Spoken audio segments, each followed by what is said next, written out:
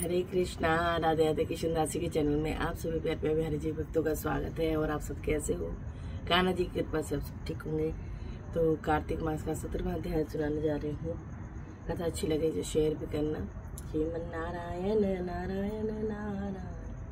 तुलसी माता यशोदा तुम हो कृष्ण की प्यारी, जो जगह हम तेरी दिन राती भक्ति में दी। तुलसी माँ को प्रणाम करती हूँ।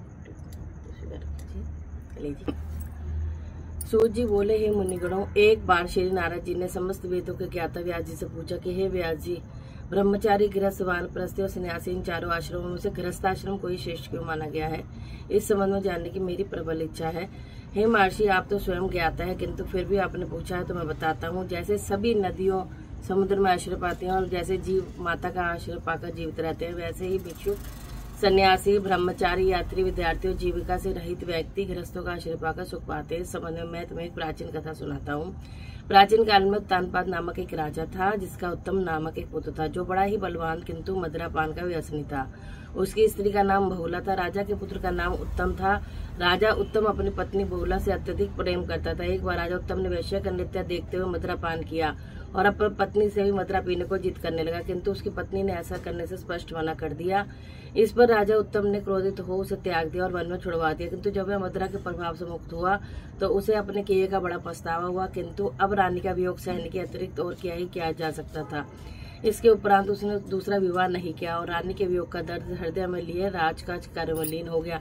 एक दिन ब्राह्मण उसके पास आए और बोला, हे राजन, मैं बेहद दुखी हूँ। किसी ने मेरी स्त्री का हरण कर लिया है।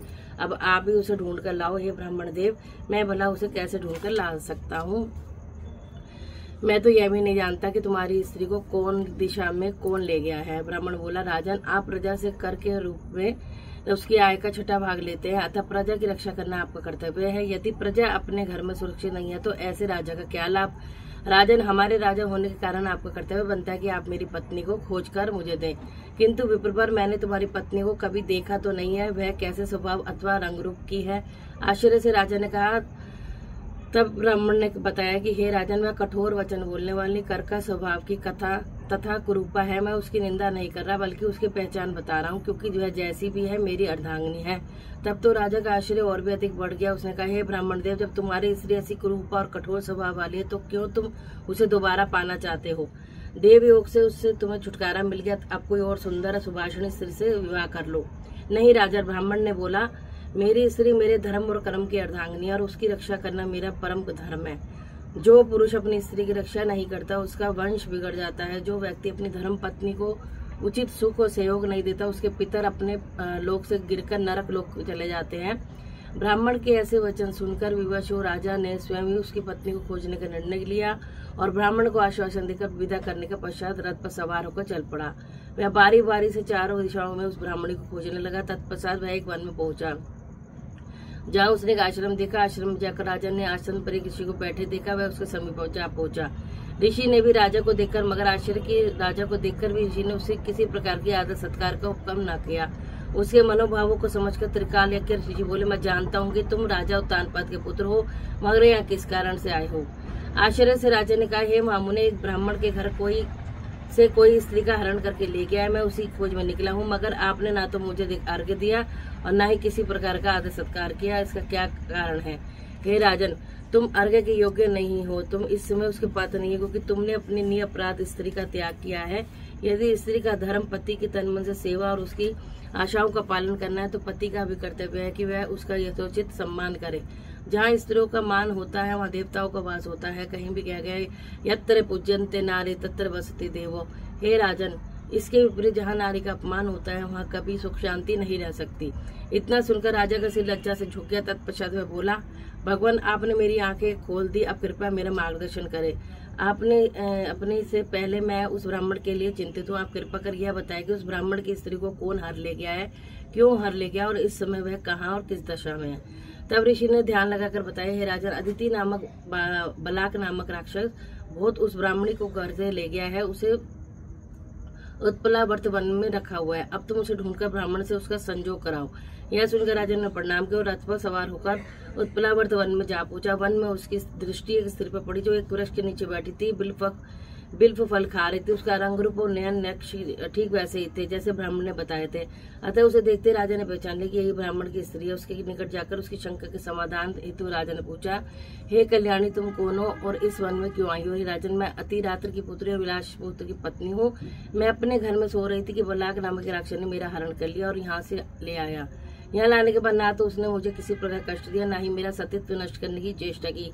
इतना होते पर भी राजन, मैं अपने पति के वियोग के कारण बहुत दुखी हूँ। तब राजन ने पूछा, हे ब्राह्मणी, वह राक्षस कहाँ गया है? ब्राह्मणी ने बताया कि है कहाँ। वह कहा, राजा उस स्थान पर पहुंचा तो उसे देखते ही राक्षस उसके चरणों में गिर पड़ा। बोला, राजन, कहिए मेरे लिए क्या आ गया है? तब राजा तनिक क्रोध दर्शाते हुए बोला कि अरे दुष्ट निशाचर, तू उस ब्राह्मणी का हरण करके क्यों लाया? क्या तू उसके साथ विवाह करना चाहता है? वह तो अत्यंत कुरूप है। यदि तू उसे खाने की इच्छा से लाया तो भी बता। राजन, मेरे घर में अनेक रूपवती अप्सराएं हैं। उसके अतिरिक्त मैंने कभी किसी स्त्री के भोग की इच्छा नहीं की और न ही मैं मांस भक्षण करता हूँ। मैं तो इस योनि में पूर्व जन्म के पापों का प्रायश्चित कर रहा हूँ। इस ब्राह्मणी के हरण का कारण यह है कि इसका पति राक्षसों को मारने वाला मंत्र जानता है। जब हम यज्ञ का अन्न ग्रहण करते हैं तो वह हमें भगा देता है, क्योंकि अधिकांश यज्ञों का आचरण वही बनता है। इसी कारण से दुखी करने के उद्देश्य से मैं उसकी पत्नी का हरण कर लाया, क्योंकि शास्त्रों के अनुसार स्त्री के बिना पुरुष को कोई भी धार्मिक कर्म करने का अधिकार नहीं है। यदि अब वह यज्ञों में आश्चर्य नहीं रखता। राक्षस की बातें सुनकर राजा को लगा कि पत्नी के संदर्भ में परोक्ष रूप से वह भी उसकी निंदा कर रहा है। मुनि ने भी स्त्री के त्याग के कारण ही मुझे अर्घ्य के योग्य नहीं माना। राजा को विचार कम देखकर राजा राक्षस पुनः बोला, हे राजन, मैं आपकी प्रत्येक आज्ञा का पालन करूंगा। आप आज्ञा दे, मैं क्या करूं? तब राजा ने आज्ञा दी कि तुम उस ब्राह्मणी को उस घर पहुंचा दो और फिर जब भी मैं तुम्हें याद करूं तुम मेरे पास आना। आज्ञा पाते राक्षस ब्राह्मणी को लेकर चल दिया। उसके जानने के बाद राजा सोचने लगा कि मैंने अपनी दोष पत्नी का त्याग करके बड़ा भारी पाप किया है। अब मैं ऐसा क्या काम करूं जिससे इस पाप की निवृत्ति हो? तब मन में विचार कर विमर्श कर राजा पुनः उसी मुनि के आश्रम पहुंचा और उससे अपने मन की बात कही। उन्होंने कहा, हे राजन, पुरुष के लिए स्त्री धर्म, अर्थ, काम और मोक्ष देने वाली है। इतना ही नहीं, स्त्री के बिना लोक परलोक में भी कभी भी सुख की प्राप्ति नहीं हो सकती। स्त्री भले ही कुरूपा, रोगी, मूर्ख, दरिद्री अथवा बुरे स्वभाव की क्यों न हो, पुरुष को उसका सम्मान करना चाहिए। हे महाराज, पत्नी को त्यागने का यह अपराध तो आप मुझसे हो गया है, किंतु अब आगे का मार्ग बताएं। इस पाप का प्रायश्चित किस प्रकार से हो? मैं ऐसा क्या कर्म करूं जिससे मुझे इस पाप से मुक्ति मिले? हे राजन, तुमने अपनी पत्नी से क्षमा मांगनी चाहिए, किंतु महाराज मैं तो यह भी नहीं जानता कि वह कहाँ और किस स्थिति में जीवित भी है अथवा कि नहीं। हे राजन, मुझे बताया तुम्हारी स्त्री जीवित है और नागलोक में है। उसे अकेली वन में विचरते देख शतापात नामक नाग उसे अपने लोक ले आया गया है, जहाँ उसकी नंदा नामक नाम से उसे घर में छिपा रखा है। तुम्हें उसे वहां से मुक्त करवाना होगा। इस प्रकार राजा मुनि को प्रणाम कर वापस आ गया। अपने महल में आकर उसने बलाक को याद किया और तुरंत अपने उसके समक्ष उपस्थित हुआ। राजा ने उसे नागलोक में उसकी अपनी पत्नी को मुक्त कराकर लाने का आदेश दिया। आज्ञा पाते बलाक नागलोक की ओर प्रस्थान कर गया। तभी अपनी पत्नी को पाकर ब्राह्मण भी राजा को धन्यवाद देने आया। अपनी पत्नी को पाकर वह अत्यधिक प्रसन्न था। तभी बलाक उसकी पत्नी को भी नागलोक से ले आया, जिससे पाकर राजा अत्यधिक प्रसन्न हुआ। उसने उससे अपने आचरण के लिए क्षमा मांगी और फिर दोनों ही सुखपूर्वक रहने लगे। हे राजा पृथु, इस कथा के माध्यम से मैंने तुम्हें गृहस्थ आश्रम का महत्व सुनाया है। अब यदि कुछ और हो सुनने की इच्छा हो तो सो कहो। बोलो श्री हरि विष्णु भगवान की जय, लक्ष्मी नारायण भगवान की जय। श्रीमन नारायण नारायण नारायण नारायण नारायण नारायण।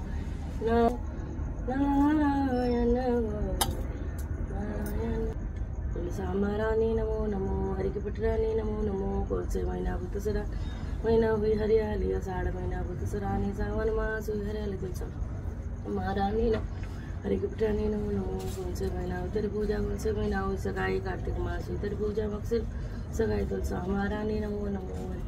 नमो कहाँ बैठी तुलसा, कहाँ बैठी शालिग्राम, गमला बैठी तुलसा, आसन बैठी शालिग्राम। तुलसा हमारा नमो, हरि की पटरानी नमो नमो। 56 भोग 25 व्यंजन, गण तुलसी नहीं एक भी पूजन।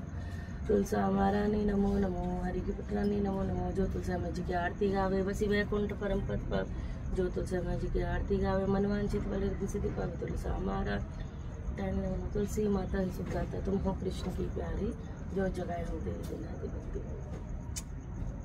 आप सभी स्वस्थ रहिए, मस्त रहिए, श्री हरि के चरणों से लगे रहिए। जय जय श्री राम।